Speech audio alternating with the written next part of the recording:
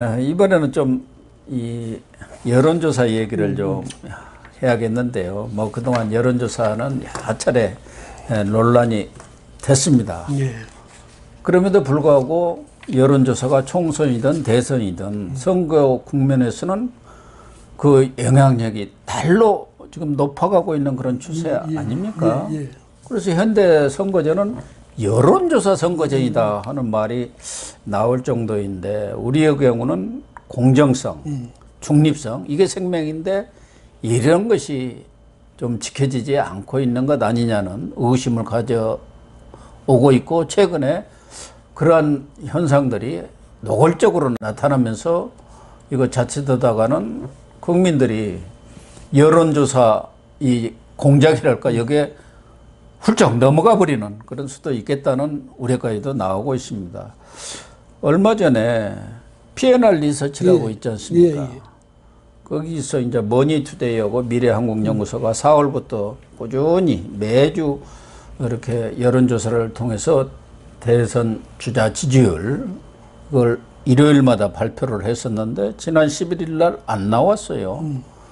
그래서 왜 안 나왔나 했더니 왜 거기는 윤석열이 높게 나오느냐 해가지고 어디서 압력을 가했는지 모르지만 궁극적으로는 뭐 친문 세력들이 집중적으로 압박을 가했다는 것이죠. 뭐 문자도 보내고 뭐 전화도 하고 했는지는 모르지만 그것보다는 권력의 작용이 좀 컸다고 봐야지 않겠습니까? 글쎄요, 이 P&R이 그동안에 보면 이제 좀 유난히 윤석열 총장이 거기에서는 지속적으로 계속 앞서는 걸로 나와서 그래서 그런지 모르지만은 이 여론조사에 대해서 그 공정성이라든가 중립성이라든가 정확성이라든가 여기에 대해서는 의심하는 소리가 많이 나오는 건 사실인데 그렇다고 우리한테 불리하게 나왔다고 해서 집중적으로 공격하면 안 되죠. 거기다가 정권 차원, 권력 차원에서만요. 그 뭐 정권까지 안 가더라도 힘 있는 쪽에서 거기다 어떤 영향력을 행사했다? 이런 굉장히 위험한 일이지. 이게 뭐냐면 선거 과정을 왜곡시키는 거거든요. 지금 아까 말씀하셨잖아요. 지금 뭐 오늘날의 선거는 여론조사 선거다 할 정도로 여론조사가 굉장히 중요해졌는데 이걸 가지고 왜곡시킨다든지 여기다가 압력을 넣는다든지 해가지고 위협한다든지 해가지고 만약에 그 결과를 왜곡시키든지 아니면 이런 식으로 못 나가게 한다든지 이게 있을 수 없는 일이지. 그러니까 언론사가 외부 압력 때문에 여론조사 자체를 중단을 했다. 사실 뭐 지금 언론사라는 게 대다수가 어떻게 보면 경영적으로 압박을 받고 있지 않습니까? 특히 이제 되게 신문사들이 많이 하는데 이 신문사들은 정부가 주는 광고 물량이 엄청납니다. 그렇죠. 거기에 대해서 아주 목을 매는 경우가 많아요. 대학이 지금 저 교육부한테 꼼짝 못하는 게 뭡니까? 교육부가 각 대학들한테 임의적으로 자기들이 뭐 기준은 정하고는 있겠지만 뭐 지원금 같은 걸 내려 보내기 때문에 그 지원금 아니면 지금 살 길이 없잖아요. 못 살지. 예, 맞습니다. 예. 그러니까 언론사들도 이런 정부 홍보물, 광고 물량이 엄청나기 때문에 그게 영향을 또 받지 않을 수가 없잖아요. 예. 뭐 방송사들은 요새 뭐 방통이라든가 이런 데 눈치 보느라고 그냥 절대절대를 매지 않습니까? 그렇습니다. 예. 네. 그러니까 이런 데서도 이 특히 작은 언론사들은 영향을 안 받을 수가 없지 않습니까? 그러니까 이런 지금 뭐 머니투데이 이런 데서도 자체적으로 도저히 압력을 못 견디니까 P&R한테 여론조사 안 하겠다 해버린 거 아니겠어요? 예. 그래서 이제 이 여론조사 관련해가지고 문제점 드러나는 게 이런 식으로 외부적인 압력에 의해서 그 조사 과정이라든지 결과를 왜곡시킬 개연성이 없지 않다. 이 점이 하나 있고 또 하나는 많은 여론조사 업체가 생겨났잖아요. 이 사람들이 그야말로 재정적으로 뒤 튼튼한 그런 회사면 괜찮은데 이 사람들이 그런 회사가 아닐 경우에 이 사람들이 그 주문자 생산을 할 수가 있거든.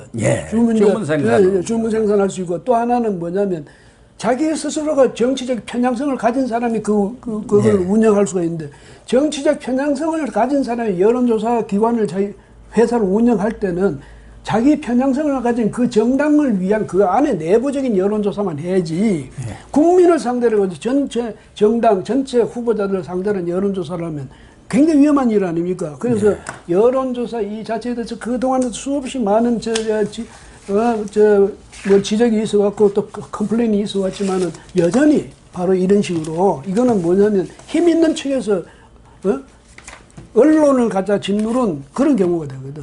그럼 우리나라 정치가 어떻게 되는 겁니까?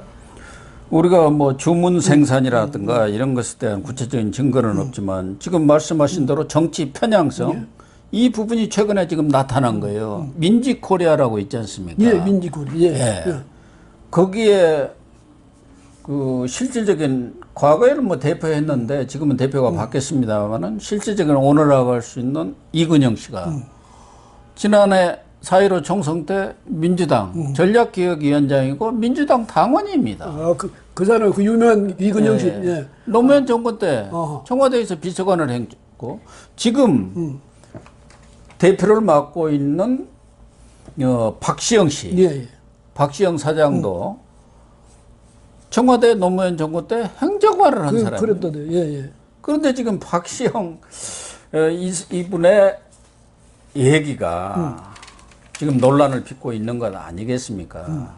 자기의 SNS다가 윤석열 전 총장의 지지율을 조롱하는 그런 글을 잇따라 실었어요. 예. 윤 전 총장의 하락이 가파르다. 너무 빨리 무너지면 재미가 없다. 뭐 이런 식의 마치 조롱하는 듯한 그런 지지율을 놓고 자기 SNS에 올려가지고 공정성이 생명인 여론조사 대표가 해야 할 얘기냐.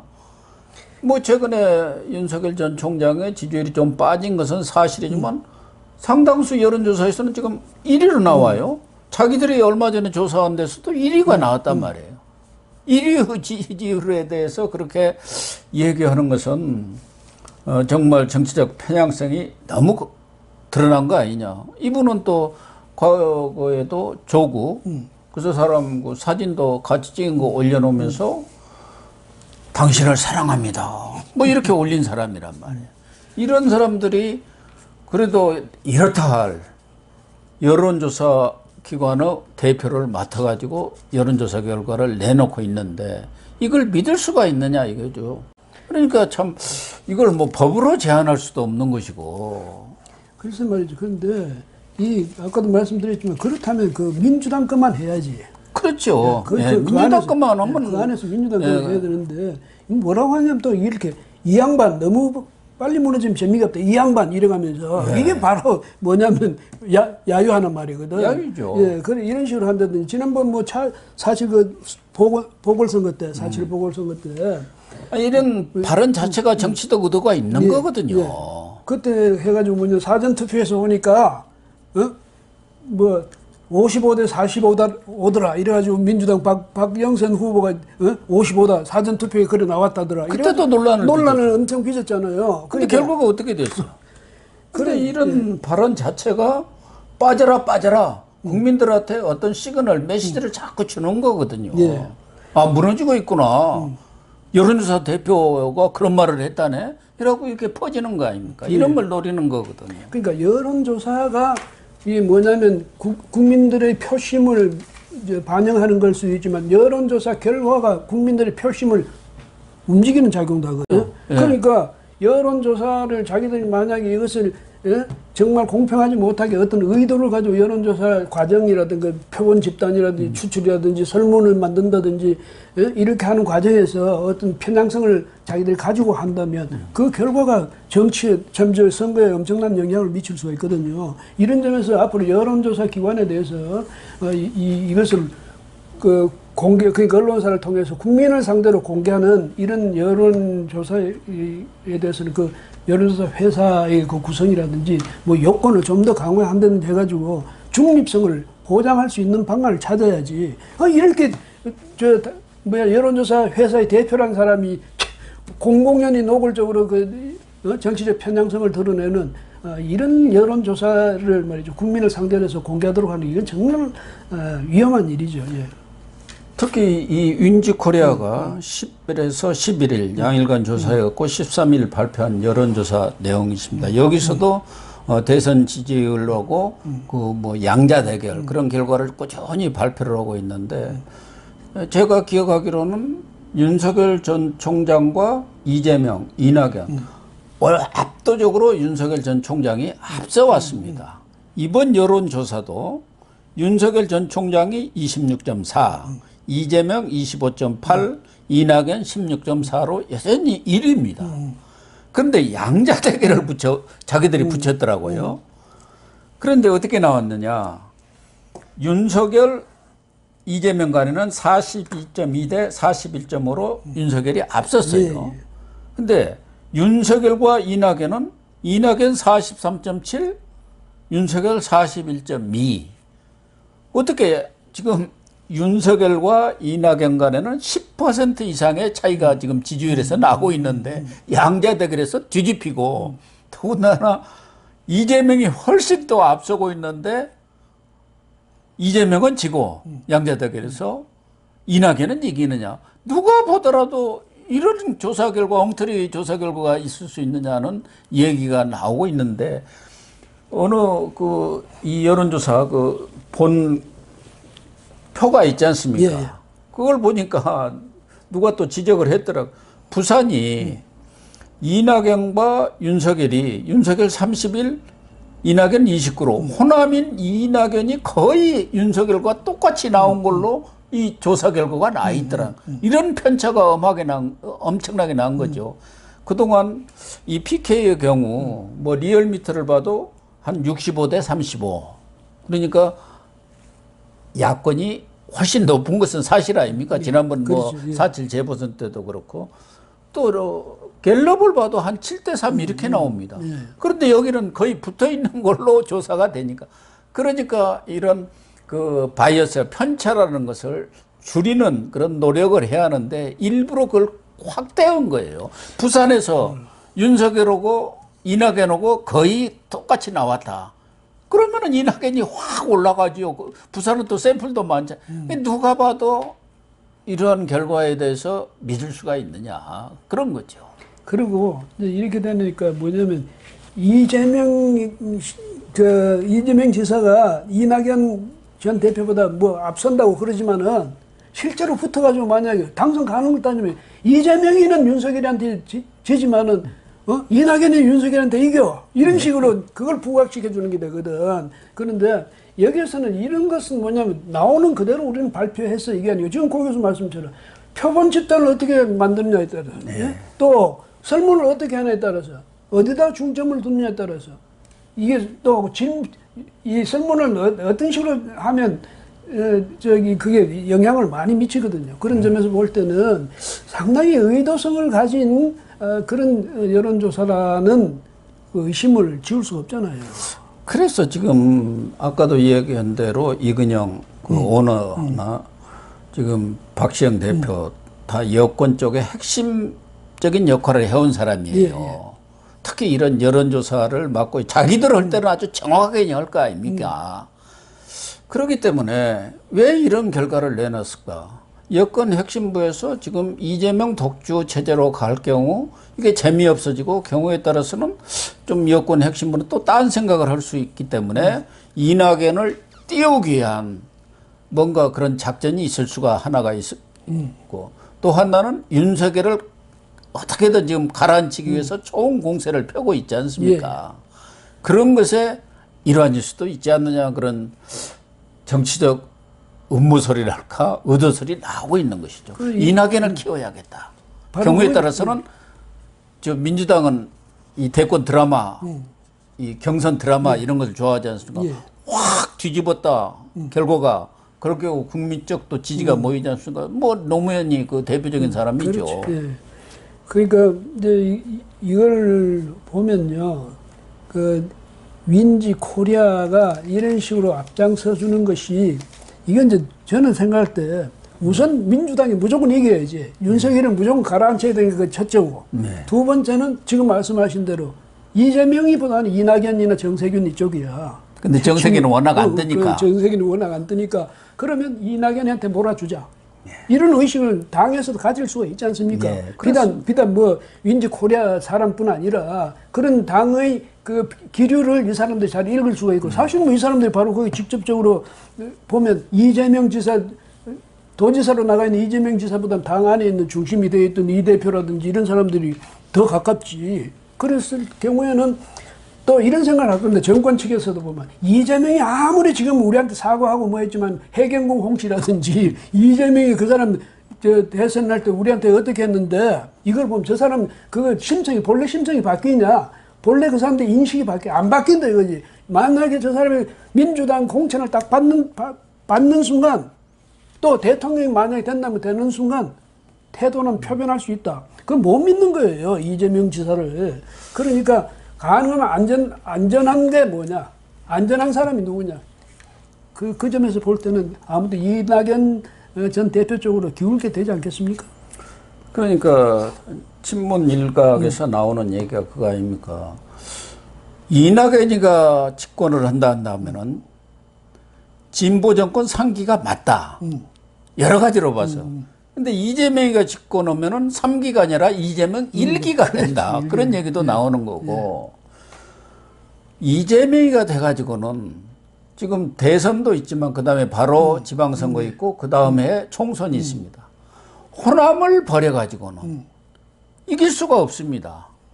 그 호남뿐만 아니라 수도권이 아마 전멸하고 괴멸한다. 만약 져버리면은 이재명한테 대권이 넘어가고 그럴 경우 호남이 돌아설 것이다. 그런 위기의식이 있는 거예요. 그럴 바에는 호남을 지켜야 한다. 거기에는 뭐 정세균을 좀 여러 사람이 밀었는데 원화가 안 뜨니까 이낙연 쪽으로 몰아주는 그런 쪽으로 전략이 지금 수정되고 있는 거 아닌가 하는 생각도 들어요. 그런데 이재명을 지금 말씀하신 대로 이재명 그 대통령 체제가 되면 그게 진보 정권 뭐 문재인 2기 무슨 진보 4기가 될 리가 없지. 그런 점에서는 왜냐하면 설령 이재명 씨가 굉장히 우호적인 입장을 계속 대통령이 돼서도 갖는다 치더라도 그 다음부터 눈치를 봐야 된단 말이야. 그러니까 지금 문재인 정권 사람들이 그때부터 그래도 자연스럽게 우리를 도와주고 서로가 도와주는 그런 관계가 아니고 보호해주는 관계가 아니고 계속 눈치를 보고 잘 보여야 될 그런 관계라면 굉장히 피곤한 관계가 될 수 있거든요. 이런 점에서도 이 정권의 핵심에 있는 사람들은 안 좋은, 반갑지 않은 사람이죠. 대상이. 그런 점에서 이재명 지사가 이런 문제를 이제 앞으로 과연 어떻게 풀어나갈지 이것도 이제 관심사고 또 하나는 누가 좋건 싫고를 떠나서 여론조사는 엄정하고 공정하고 정치적 편향성이 없어야 되는데 이 여론조사하는 사람들 중간에서 장난치면 이것도 정말 큰일이에요. 그러니까요. 뭐 우리 잘 아는 정치평론가 유창선 씨가 어느 신문에다가 이 회사 대표가 골수 문바인 것은 잘 알려진 사실이다. 이렇게 얘기를 하면서 정치적으로 한편에 서 있는 회사는 대선 여론조사를 받지 않는 게 기본적인 윤리 아니냐. 당연하죠. 그럴 것 같아요. 맞아요. 자기가 편향성을 가지고 있으면서 공정하게 여론조사 하는 척하면 그게 더 나쁘거든.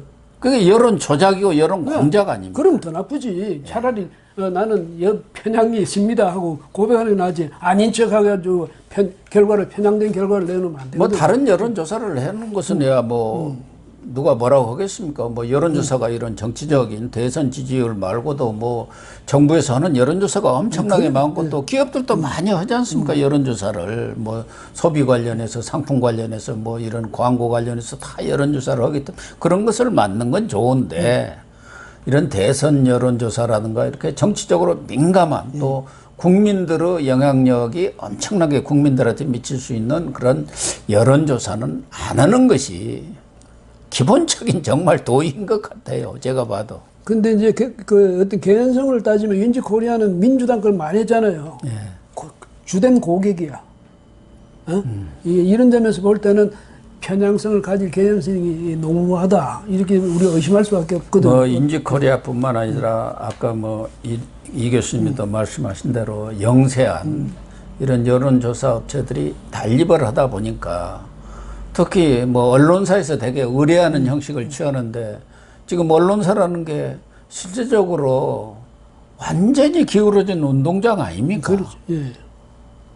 친문, 친여 성향의 딸랑이 언론들이 대부분이란 말이에요. 그거 안 그런 데서 해주면 여론조사를 의뢰하면서 그 결과가 무슨 야당 쪽으로 우세하게 나온다 한다면은 그렇게 조사를 잘 안 해요. 그렇죠. 예. 예. 그러니까 이런 여론조사에 대해서도 뭐 몇몇 좀 그래도 믿을 만한 여론조사 기관이 있습니다만은 대부분의 여론조사 기관이라는 게 그렇게 신뢰성이 낮지 않느냐.